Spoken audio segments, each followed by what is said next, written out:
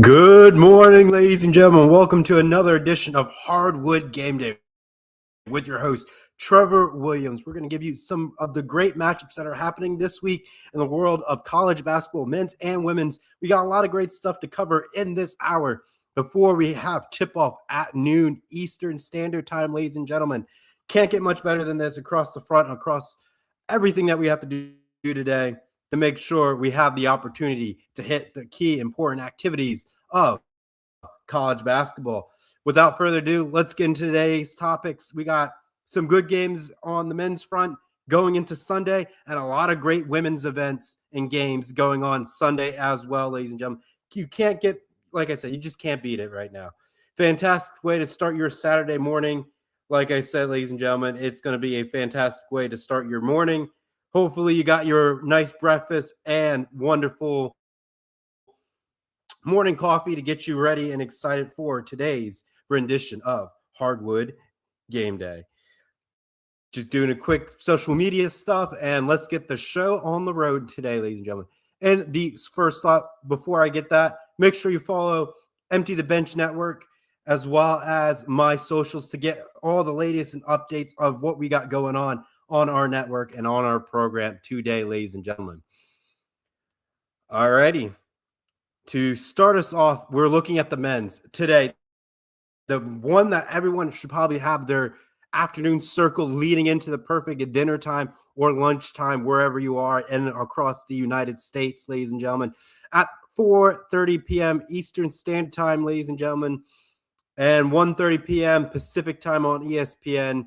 We have BYU's number 13 in the nation versus Kansas, number 14 in the nation, ladies and gentlemen. Men's college basketball today, ladies and gentlemen, 4:30 p.m. Eastern Time, 1:30 p.m. Pacific Time on ESPN, ladies and gentlemen. What a great match we got out here. We got Kansas, a blue blood in basketball, off to a rocky start this season, ladies and gentlemen. Record right now is 15-5 with a Big 12 conference record of 5-2. Not too bad, not too shabby. They can still win the Big 12. But then you also got to look at, ladies and gentlemen, BYU. A great, fantastic year in the Big 12 thus far. They are 17-3 with a conference record, ladies and gentlemen, as well as 5-2 across this matchup. Looking at what we got going on for this matchup, ladies and gentlemen, between BYU and Kansas. Kansas, I would say, overall across the board, defensive unit, looking at like the last 5 games, ladies and gentlemen, they don't have any common opponents where I can do apples to apples comparison. But if you look at their last 5 games for Kansas, they beat Kansas State 86-62, beat Colorado 75-69, beat Baylor 80-62, beat Iowa State 84-63, and they lost to West Virginia 86-75. Now, if you look at BYU, ladies and gentlemen, they lost to Arizona 86-83, lost by 3 in that margin. They beat Utah 91-78, lost to Texas Tech 84-71, lost to TCU. No, they beat TCU 76-70, and they beat Utah again 89-84 across that one, ladies and gentlemen. That's what you got for the last 5 games between these two schools. Relatively good across the board. Can't really complain of what they got stacked up in this mayhem in the Big 12. A great way to jockey up for position in the conference tournament play as we get closer, since February is right around the corner and teams are fighting for their position to belong in the great dance that we all love in our brackets. But, ladies and gentlemen, what we got here cooking, BYU points per game, ladies and gentlemen. We got 86.7 points per game compared to Kansas's 78.3 points per game. So give the edge to BYU as they like to score a lot of points. However, ladies and gentlemen, it's that defensive front that's going to make it quite interesting for the BYU squad today, ladies and gentlemen. Points given up about 71 points. given up compared to Kansas's 67. So this Kansas squad likes to play defense, likes to be a little bit physical, likes low-scoring games, as I mentioned for the last 5 games. From the field, I will be preaching to the choir today, ladies and gentlemen, preaching to that choir, as I like to do sometimes. From the field matters. If you get onto a nice run, we ended up seeing that happening. Because think about it, we saw that happen to Michigan and Michigan State last night. What a game that was, where Michigan State trailed by 18 points at one point. They clawed their way back to tie it, and then they lose as Michigan goes on a late run to close out that game. But that game I would say in the beginning of the second half, Michigan State found ways to make things happen, and they went on a 15-4 run. That's what I'm saying. The field matters in the scenario, and we could see that could play out today for Kansas and BYU. When you look at Kansas's field goal percentage, it's 47 this season, and compared to BYU's 49% chance, not say chance, but field goal percentage. Now, if you look at BYU's rebounds, they're about 40 compared to Kansas's 39.5, so we're just going to round that up to 40. Assists, 15 across the board for both squads. Block party, ladies and gentlemen. Get those blocks going.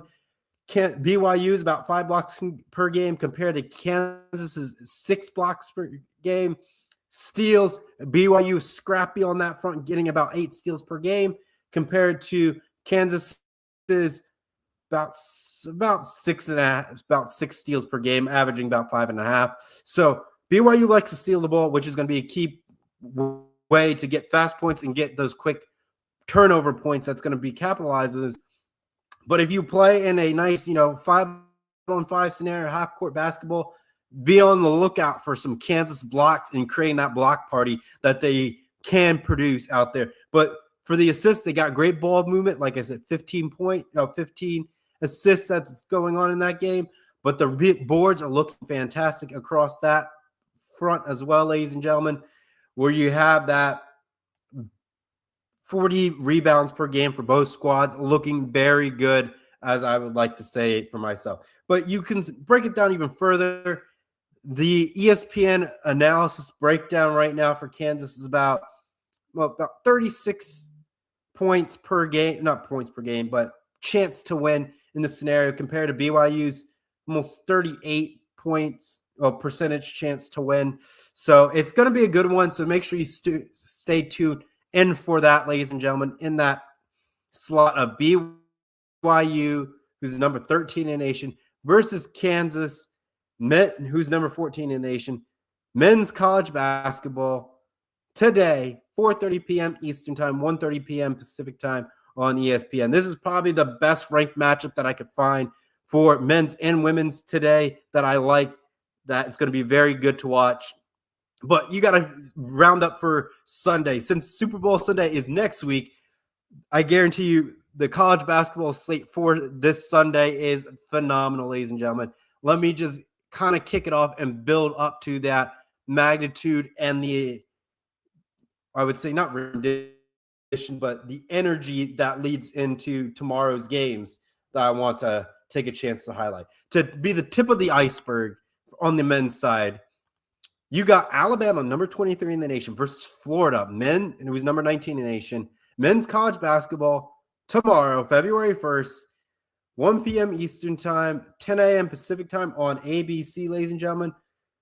Both of these SEC squads, middle of the road. Florida's looking relatively good across the board with 6 conference wins and 2 conference losses in the SEC. Alabama, on the other hand, very struggling across the board, 4-3 for the SEC right now. Conference overall record for these two squads, nothing too pretty. Florida's 15-6, Alabama's 14-6. So the reason why I picked this matchup, you look how close they are for the overall records. Yes, it's a tale of two different things based on the teams they end up playing and how they're shaking out in conference play. But let's look at the chance to win. The margin is so great for Florida, ladies and gentlemen. It's a 73% chance to victory compared to Alabama's 26, almost 27% chance to win this game. Going to be a hard physical game across the board, ladies and gentlemen. Let me just give you some of their last matchups to give you a comparison. This is how this Alabama squad is stacking up. They did play a common opponent, ladies and gentlemen, in Oklahoma. Alabama beat Oklahoma by 2, 83-81. Very, very close margin. However, when Florida played Oklahoma, it was a night and day comparison across that front. You have that score 96-79 in Florida's dominant performance. So I don't think that Alabama's going to hang around. However, they could play it close and create a lot of problems for this Florida squad. But I think Florida's the better team. If you look at more of their stats, it's just more in Florida's favor of what we got it. Florida flavor. Yeah, that's going to be a new one. That we should put that on a t-shirt now. Florida flavor. I don't know how that looks like, but that's going to be a fun slogan to say. Florida flavor. Nice little tongue twister, too. If we look at Florida's games, ladies and gentlemen, the last 5 outside of the Oklahoma, they beat South Carolina 95-48. Woo! What a butt whooping right there, ladies and gentlemen. What a whooping right there. But then they lose to Auburn 76-67, beat LSU 79-61, beat Vanderbilt 98-94. Alabama, on the other hand, beat Mizzou 90-64, lost to Tennessee 79-73. You already know what I said for Oklahoma. They ended up beating Mississippi State 97-82, and they lost to Texas 92-88. As you can see, ladies and gentlemen, very, I would say, close in the margins in that scenario. Across the board in this facet of this game. Now, if you're looking at the whole stat line, what we got cooking here today, the swamp looks won't be drained today. However, Alabama likes to put up points. Points per game, 92 points per game. Florida, on the other hand, about, 80, 86 points per game. Not too shabby. The defense shows. Defense, like they say, wins championship games. Alabama points against, almost 82 points that they give up. They don't play defense that well. And it kind of shows in it, like I said, in the last 5 games. The margins of victory that they have, like they like to put up a lot of points. But then they lose games that look so bad. Like Texas is a prime example. Even though it's not a good measurement, but it's like all the teams that they're playing up against are getting like 90 points or 80 points per game. It shows that defense that Alabama doesn't have, unless they're playing teams that have good field percentage, which a lot of cases that they are. But Alabama's not shooting well from the field with a 45% from the field. Now, if you look at Florida, their defense is not great either. It's 71 points that they end up giving up. However, they're shooting decent from the field, 47, which a lot of teams are doing, which is not too bad. Rebounds. Rebounds matter in basketball, as we all know. Alabama's rebounds, about 42 rebounds on average per game. But if you look at Florida, ladies and gentlemen, 46 rebounds per game. The game of rebound game will be played at large here today. At large of what we got going on. I don't think you can overturn it. Those rebounds are gonna what helps create those runs late in this basketball game, which is going to either separate Florida from the pack or which is going to keep Alabama lingering around for too long if Florida doesn't get rebounds under control. But this rebound should be fantastic, should be fine across the board, ladies and gentlemen, in this scenario. Now, as we keep marching down this list, assists per game, ladies and gentlemen, we got 16 for both squads. And they can move the ball around, they can create assists and create open shots. Block party for the blocks, I mean, Alabama's almost averaging 6 blocks per game compared to Florida's 5. So block party goes to Alabama in this one. And then you have steals, both scrappy. Alabama averages 7 steals a game compared to Florida's 6 steals a game. Like I said, ladies and gentlemen, it's one of those things. What's going to set this apart is Alabama's defense and Florida's offense. That's what we're going to, not offense, but rebounds. Those are what's going to end up dictating how this game unfolds. If Alabama can get to a quick start and their defense can keep things under control and capitalize on mistakes when they need to capitalize, they should be okay in this one. But I think Florida's just going to come out and dominate this game, and I don't think it's going to be something what we think. I think it's going to be close, and it's going to be a tale of two halves, I want to say, where maybe Florida jumps out early, makes a good dominant push, and Alabama tries to claw early in the second half, but the game just turns into a runaway, and it turns to be Florida's favor across that scenario. Now, let's take a look at the next men's game that looks relatively good across the state that we got going on here today. Now, continuing on this great campaign that we got going on, number 9, Illinois versus number 5, Nebraska. Men's college basketball, Sunday, 4 p.m. Eastern Time, 1 p.m. Pacific Time on FS1. Ladies and gentlemen, this is going to be a great game. Nebraska's only loss was to Michigan, and a close one by 3. Outside of that, they have been having a fantastic, dominant year across the board in this one. And I don't think we can overlook this. We got common opponents where we can compare apples to apples in this scenario, which we love to do. But it's going to be a physical contest between these two squads. Like, Illinois record is 18-3 with a 9-1 Big Ten record. And Nebraska's 20-1 with a 9-1 Big Ten record.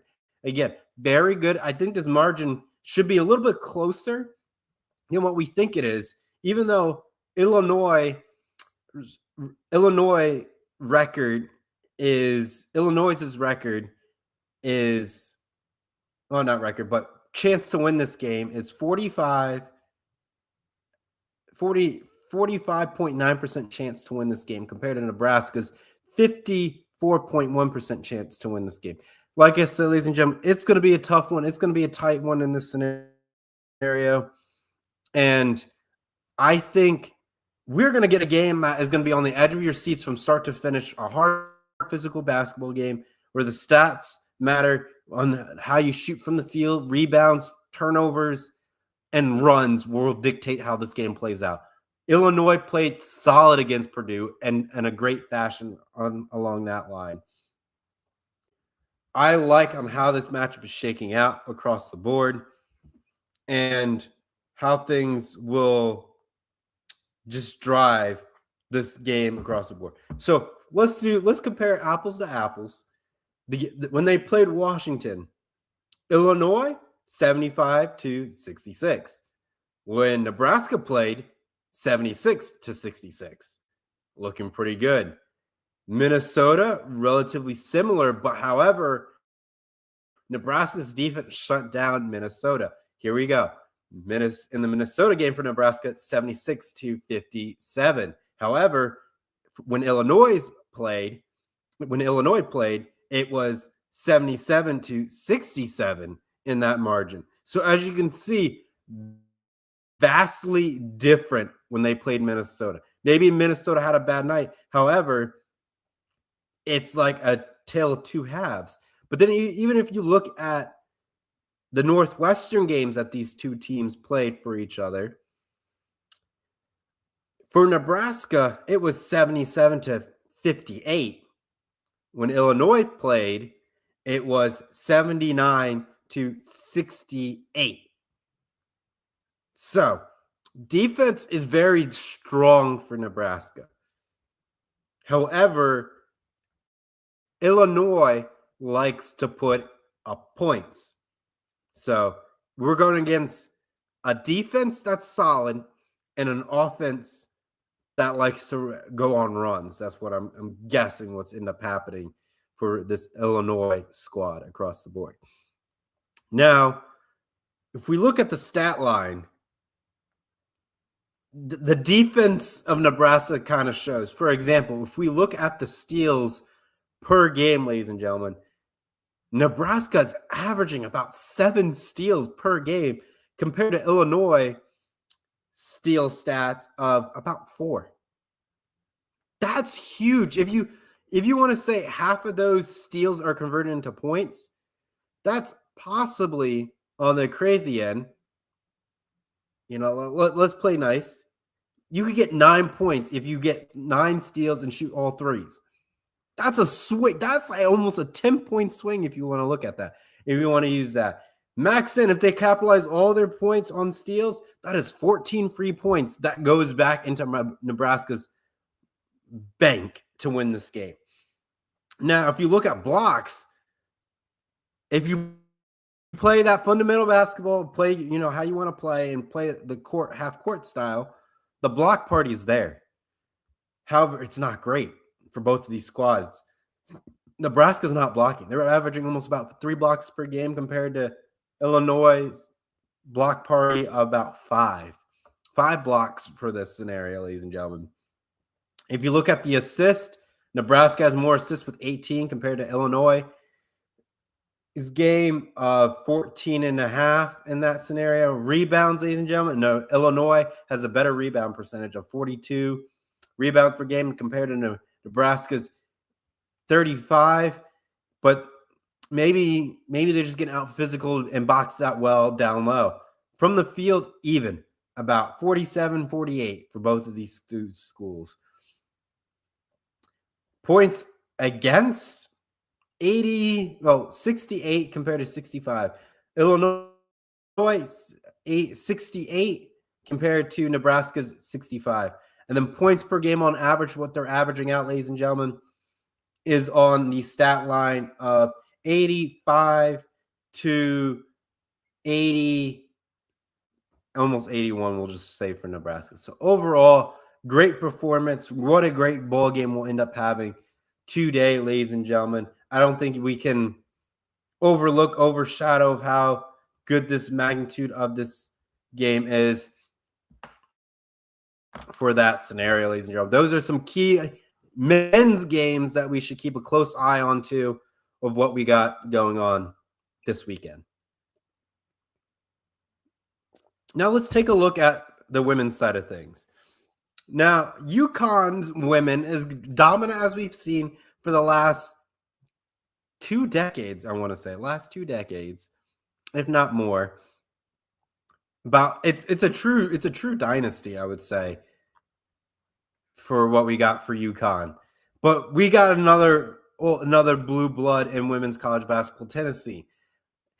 Ladies and gentlemen, Tennessee is just doing okay this year. It's nothing too flashy. They're dominating the SEC with what they got cooking, and that's fine.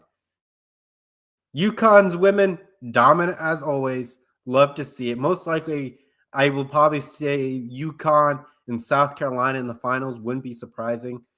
But you never know. March Madness, anything can happen. But we could see this probably as being an Elite 8 matchup, depending how Tennessee finishes out the year and how their seeding ends up going. But there's a chance that they could win the SEC, if not be seeded very well as another 3 seed in conference play. Well, not conference play, in the tournament play. UConn's record now, ladies and gentlemen, is 22-0 with a 10-0 record staying at home. Very impressive by the Lady Huskies in this scenario. Tennessee, however, 14-4 with a 6-1 road record, ladies and gentlemen. Very impressive as well in this scenario. However, the margin of victory, chance to win, is not looking great for Tennessee. It's about 4.5 compared to UConn's 95.5 of what we're looking at here today, ladies and gentlemen. I just don't know what to tell you. What we got cooking here in this scenario of that. So, without further ado, you can catch this game noon Eastern time, 9 a.m. Pacific time on Fox, ladies and gentlemen. This game Should be good on paper, but that's not how it's going to play out. UConn has just been dominating teams. Let's look at their last 5 games. They beat Xavier 97-39. They beat Seton Hall 92-52. They beat Georgetown 83-42. They beat Notre Dame, who normally has a good squad every now and then, 85-47. And they beat Villanova 99-50. This UConn squad is a monster. Just based off those games alone, they are just destroying the court and taking care of business and taking names. They are looking to win a national title, and it looked very, very convincing. Tennessee, they lose to Mississippi State 77-62. They beat Kentucky close 60-58. They beat Alabama convincingly 77-59. They beat Arkansas 85-50. And they beat Mississippi State already, which they lost to literally on the 29th. But they beat them 90-80. So they probably had a cold night, the Lady Volunteers, on the 29th against Mississippi State, which is very possible. But the stat line is not looking too shabby.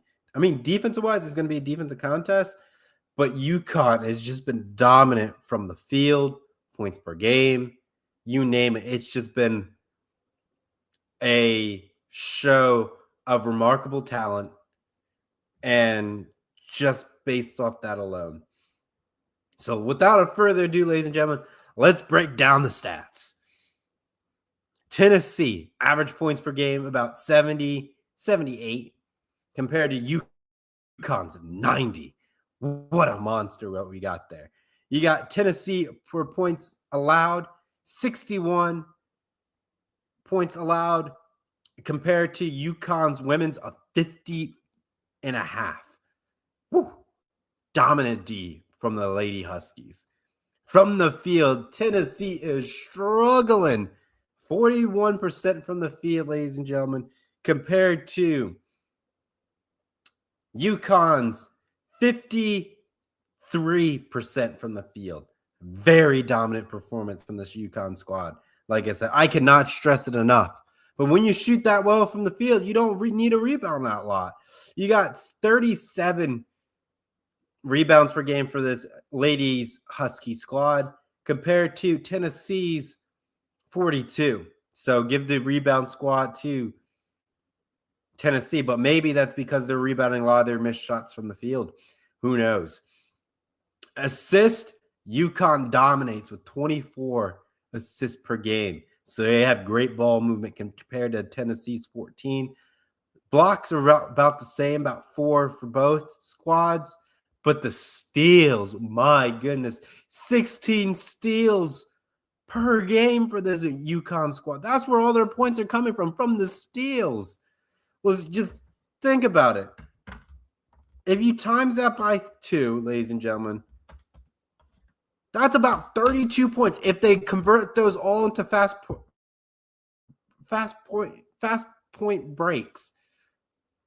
breaks, and convert those into points, ladies and gentlemen, that is 32 points that they could get. Obviously, you don't get that every time, or even if not more than that, but that's assuming that they make all 2s and don't get fouled and make all those shots. Compared to Tennessee's about 12. But 16 steals per game, ladies and gentlemen, is an insane stat line to deal with. That's huge on defense. I don't know how you fathom and wrap your head around it, but that's what we're working with here today, ladies and gentlemen. That's what we're working with. And on top of that, ladies and gentlemen, is just the magnitude of what we got going here on here today. I think UConn just takes care of business. I don't think this is much of a competition, and we'll see UConn's dominance. But if Tennessee can find a sliver of hope and derail this undefeated season, I think they're a team to do it. If not, that's South Carolina's job. But we'll see how this game shakes out tomorrow, noon Eastern time, 9 a.m. Pacific time on Fox. Ladies and gentlemen, let's keep marching up further in the women's side.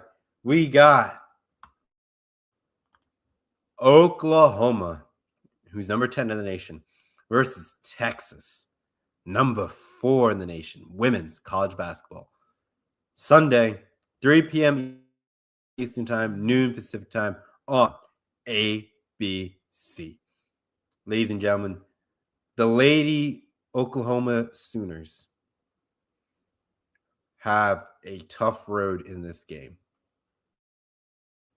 With a 12% chance to win, with a record of 17-4, 5-3 in the SEC, it's a tall task for them to do. Can they pull up the upset? Certainly. They have the capability. However, it is in Texas, and it's a rivalry matchup. And rivalry games can be very physical, very challenging to overtake and surpass.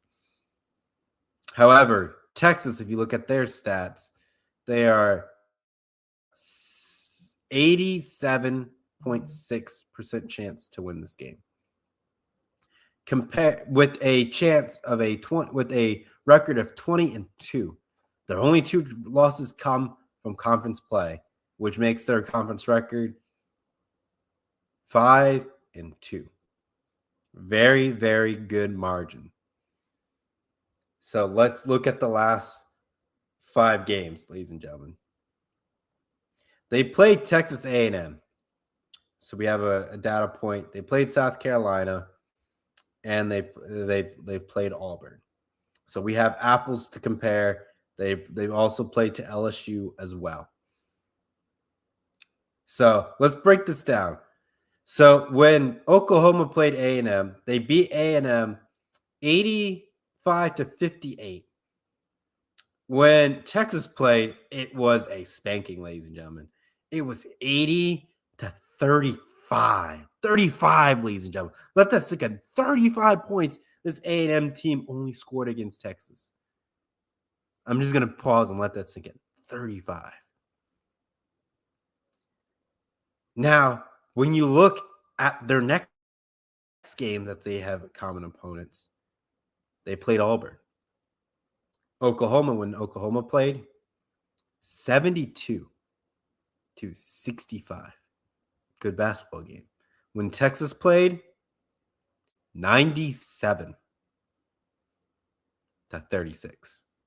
36 points that Auburn only scored. 36 points.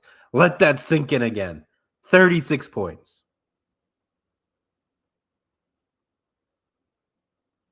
Now we got South Carolina, which makes things a little bit more interesting. Oklahoma wins in overtime, which probably could be a loss if you want to look at it. 94-82. Very convincing performance. However, Texas lost to South Carolina in a heartbreaking fashion of 68-65, losing by 3. So that game might be a tell how physical that South Carolina game is. However, LSU is another tale. Oklahoma lost to LSU 91-72. Texas lost to LSU 70-65. Overall, if you look at the games, Texas is the better school on this paper. And at the last 5 games alone. Last 5 games, give the edge to Texas. I would take Texas. I wouldn't take them on the spread, but I would take them for the money line for sure. Just have them win straight up. And I think that's a nice, easy payout, even though they are a huge favorite in the scenario. So let's break down the points. Both averaging 89 points per game on average. Defensive-wise, as you can see, Oklahoma has a very rocky defense of 63 compared to Texas's 53. From the field, Texas is more of a dominant squad with a 51% chance from the field compared to Oklahoma's 46% chance from the field. Now, if we look at other things, you have rebounds. Oklahoma loves the rebound, 50 rebounds per game compared to Texas's 40 in this scenario. So very, very simple, very, very easy in this scenario. Give the rebounds to Oklahoma. Very, very strong box out. Assists, I mean, it's relatively close. Oklahoma has a little bit more better ball movement of 21 assists per game compared to Texas. This is 18, almost 19. The block party is relatively similar. Oklahoma is very close to 6 blocks per game compared to Texas's blocks per game of about 5.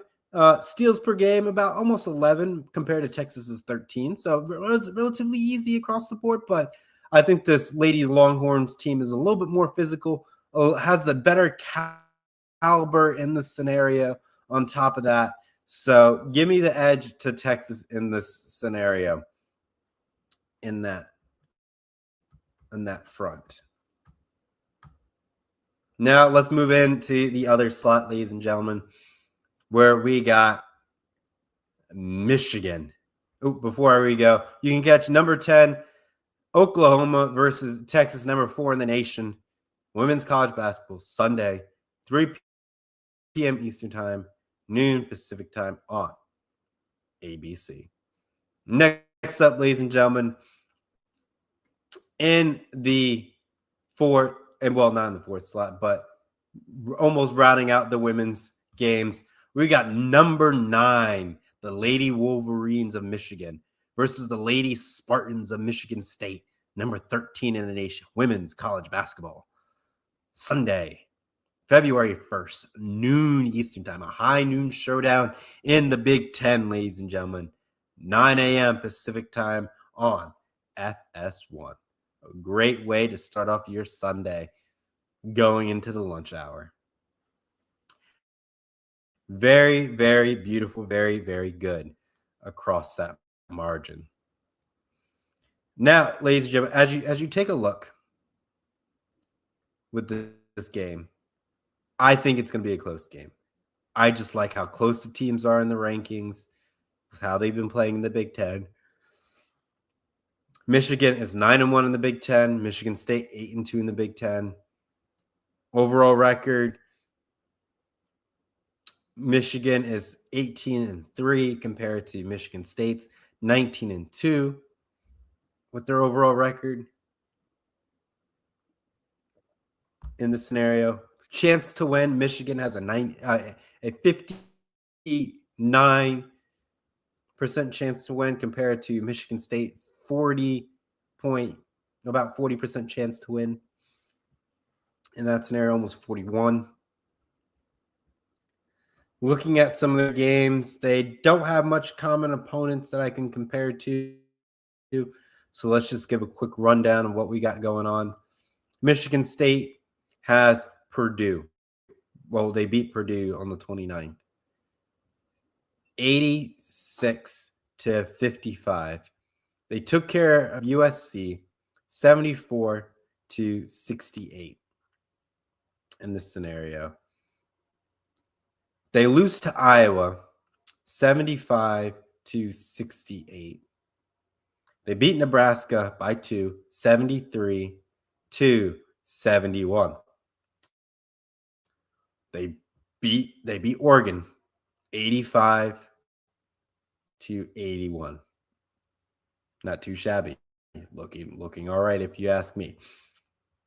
However, the Lady Wolverines, they took care of Indiana. Well, they did. They beat Indiana 95-67. They took care of USC 73-67. Similar to how Michigan State beat USC. They beat Rutgers 94-60. Lost to Vanderbilt 72-69. And they beat Illinois 85-69.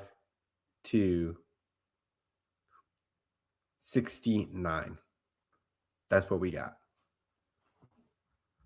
So let's look at the stats. The stats don't lie of what we got going on. About Michigan, the Lady Wolverines. They got 87 points per game compared to Michigan State's 86 points per game. Points against 60 for both squads, evenly matched. From the field, Michigan State edges it out a little bit better, 49% from the field compared to Michigan's 47. Rebounds go to Michigan with about 42, and Michigan State has about 37 points per game. However, Michigan has 79.6 points, well, for the assist, and Michigan State about 18, almost 19 assists per game. The block parties, not much blocking going on for these two squads.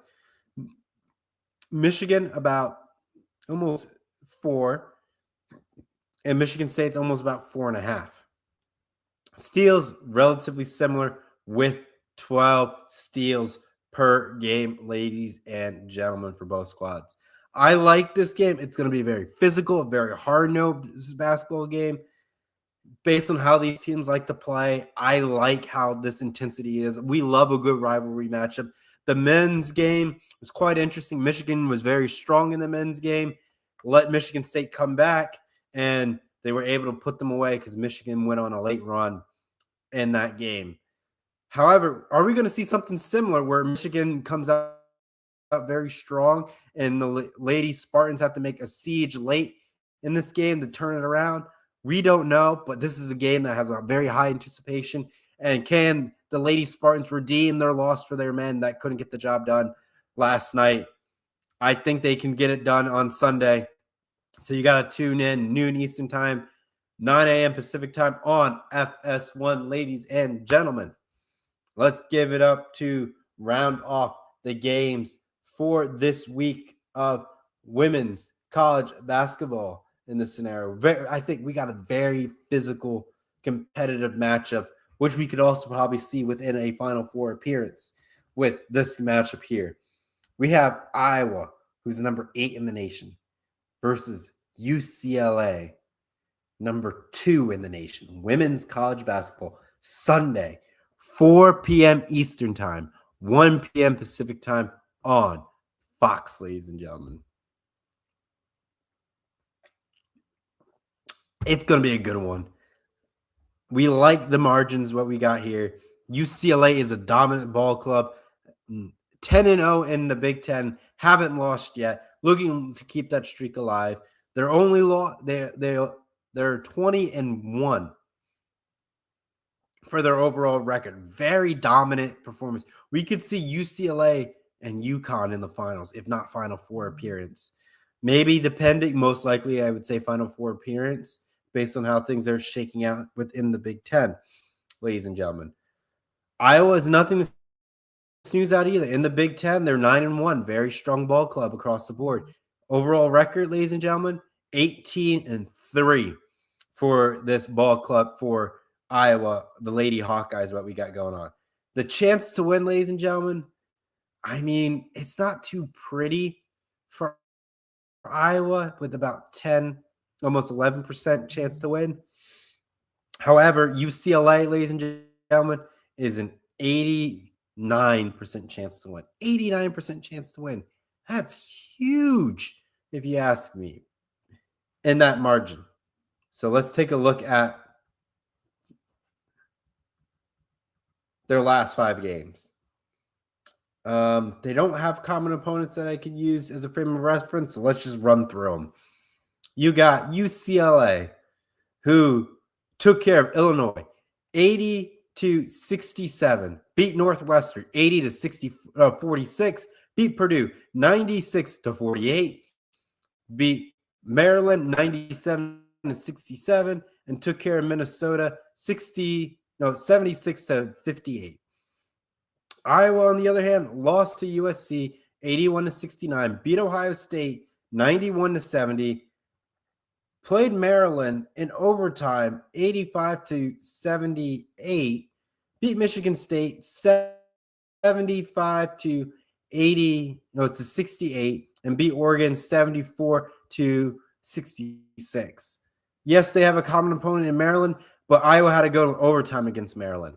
So where UCLA dominated Maryland. So that's why I like UCLA in this matchup to win convincingly in a dominant fashion on how they handled Maryland in this one. But it's basketball. You could have game of runs. You could have something happen from the field, and it will be a true indicating performance of what we got going on here. So let's break the stat line down, ladies and gentlemen. The stats matter to some extent, but depends on how the team comes out in performance today, ladies and gentlemen. It's a close one. It's going to be interesting. It's going to be something fantastic to watch, ladies and gentlemen. I like how this is going to unfold, but give me UCLA to win it. So let's do a quick stats rundown for you all today. You got Iowa with 80 points per game compared to UCLA's almost 87 points per game. Points against, almost 64 compared to 57. So give that to UCLA. From the field, Iowa's not too bad with 49%, but UCLA's percentage from the field, 52% from the field. Rebounds, relatively similar in the same stat line, ladies and gentlemen, 42 compared to 43. Assists per game, ladies and gentlemen, very similar, 21 to 22. Block party, ladies and gentlemen, Iowa kind of averages about 3 blocks per game compared to UCLA's 4.5. Steals, relatively similar, 8 steals per game compared to almost 9 steals per game, ladies and gentlemen. So overall, it sounds good. That's like the other stats seem very, very close in this margin, which is very good if you ask me. Very, very good to see how physical this is. But does this turn into a runaway for UCLA? Can Iowa's defense lock in and be physical enough to keep UCLA at bay in this scenario? Keep them tamed in this matchup? That we don't know. That is a very close and tough stat line to look at, to foresee, to manage in this scenario. But it's going to be, like I said, it's going to be very interesting. Going to keep people on their toes, and the other stat lines across on how this is going to end up unfolding out in this scenario. So you can catch number 8 Iowa versus number 2 UCLA women's college basketball tomorrow, 4 p.m. Eastern time, 1 p.m. Pacific time on Fox, ladies and gentlemen, on Fox. Now, since those games kind of rounded out for this week of college basketball, there's some news that I'm personally excited about, that, as you can see in the header, we'll kind of take a look for it. The women's college basketball Final Four will be in Columbus, Ohio, 2027. So next year it will be in Columbus, Ohio. So book your tickets to visit Columbus, Ohio. They revealed the banner, I would say, this week. So very excited for that. Me personally, I think I should try my best to get tickets. The earlier I buy them, I feel like the better. At the same time, I just don't know who's coming, so I don't know how much tickets I need to buy and get people in to see it. I wish I had a house so then I could house a couple people, so no one would have to pay the crazy hotel fees and all that stuff. All they would have to take care of is, traveling to get to Columbus, Ohio. That would be fantastic, but I don't think I'll have the luxury of going into 2027 with a house, sadly, based on how the economy's out and all that stuff. But there's a dream where Columbus will get the opportunity to return to get a women's Final Four again and the finals. I mean, the last time Columbus had it was in 2018. So definitely, the step in the right direction for the city. The city is growing at an alarming rate, which is great to see. Having them bring more sporting events into Columbus is great. We got the USFL coming to Columbus. So the Columbus Aviators are going to kick off this season this spring. So the city's grown. We got another sports team. The last sports team to join the city was our women's professional volleyball team in their, I think, third season that they're entering in now. Those games are fun. The court is cool to be at. It's a great afternoon/evening to participate in. I need to get back to that game. It's a great atmosphere to be a part of. I'm just trying to look for good deals and get some good, cool swag that's free and have a great time to being at that arena at Nationwide. So looking for Columbus to keep taking steps in the right direction as the city continues to grow rapidly in 2027. They're already working on building up their transit. Amtrak is looking to try to invest in a rail service to connect Cleveland and Cincinnati again to try to do that. So I like where Columbus is going in growth and rampant production. Their airport is expanding. It should be finished by the end of the decade, by 2029, 2030. So overall, Columbus is a hub that is popping, that is growing, but also from a lot of the stats, the city is declining a little bit in population, but granted, people are moving, trying to find jobs in a tough economy. But some people do return back to Columbus to raise a family, which is good to see in that aspect for that, perspective. But as the city continues to grow and as they lock in the mass transit, I think it's going to skyrocket how the city progressively grows. The train station where it would be is by the convention center downtown, which is relatively close to the Nationwide facility. I wish they had the transit now, because then I guarantee you people from Cleveland and Cincinnati would come down to watch the women's Finals Four if Amtrak linked it up. But sadly, the state's lagging behind on that front. And I think it's definitely needed for this city based on how fast it's growing. I would say another train stop would need to be the airport, but that kind of impacts the airport's revenue because parking at the airport is a key generator of revenue for, I would say, the Columbus airport, for any airport in general. But having that mass transit to get you to and from the airport will help to reduce some of the Uber costs to and from the airport. Just be able to Uber to downtown. A lot of times the hotels are downtown too, so people traveling in makes the most sense. So overall, I would say this is taking Columbus in the steps to the right direction for future sporting events that could come to this city. I mean, Columbus could possibly even host a WrestleMania. That would be cool. Philadelphia's have it, but Columbus needs more major events to come to the city. That's what's going to help drive larger events to come to it. I know they've had the MLS All-Star Weekend in the past before. So Columbus is a city that's growing, that needs more spotlight. And I know there's other cities out in the U.S. that have the same case, like the Milwaukees of the world, Sacramento, outside of, your traditional big cities like Atlanta, Seattle, New York, Philadelphia, Orlando, Phoenix, just those cities alone will always get it. But when the small cities like,